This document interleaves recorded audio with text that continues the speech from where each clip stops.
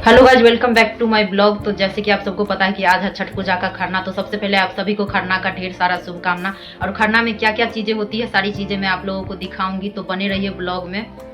माँ यहाँ खरना के लिए खीर बना रही है और ये खीर जो व्रत करती है वही बनाती है अपने हाथों से। खीर बनने के बाद उसी चूल्हे पे चावल के आटे में गर्म पानी मिला रही है ताकि गर्म पानी मिलाने से रोटी सॉफ्ट बनते हैं। और गर्म पानी मिलाने के बाद कुछ देर ऐसे ही छोड़। ये साग है और जो व्रत करती है वो यही साग खाती है। फिर मैं बैठ जाती हूँ साग काटने, लेकिन जब मैं काट रही थी तो मोटे मोटे काट रही थी, तो उसके बाद दीदी काटने लगी उस साग को।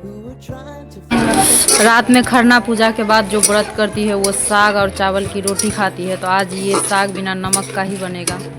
चावल के आटे में गर्म पानी मिला के कुछ देर ऐसे ही छोड़ दी थी, तो कुछ देर हो गया तो उसके बाद आटा को मैं सानने लगी। फिर उसी चावल के आटे के छोटे छोटे लोई बना के चकला पे रोटी बनाने लगी। और हाथ से ही बना रही थी क्योंकि बेलना से बनाने से फट रही थी रोटी। और आज से पहले मैंने कभी चावल की रोटी नहीं बनाई थी। आज खरना के दिन पहली बार चावल की रोटी बना रही हूँ। और जब मेरे से बिगड़ रही थी तो दीदी भी आ गई मेरी मदद के लिए।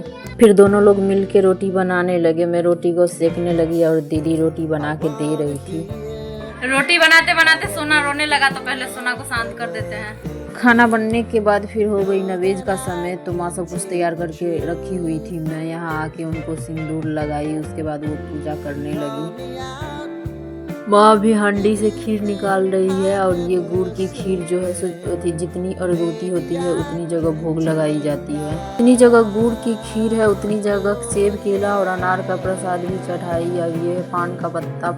ये है पान का पत्ता और खरना में पान का पत्ता भी चढ़ाई जाती है। और उसी पान के पत्ते के ऊपर सुपारी रख दी। पहले खीर, फिर फल, फिर पान, फिर सुपारी, फिर फूल रखने के बाद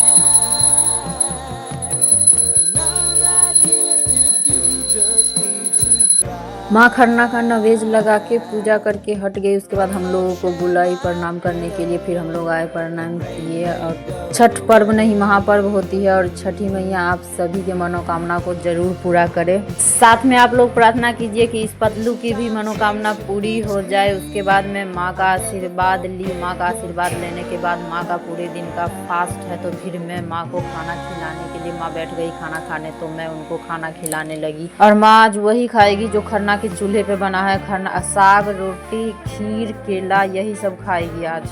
माँ का पूरे दिन का व्रत था तो अपने खाना को पहले उस रंग के, उसके बाद प्रणाम करके फिर खाना खाई।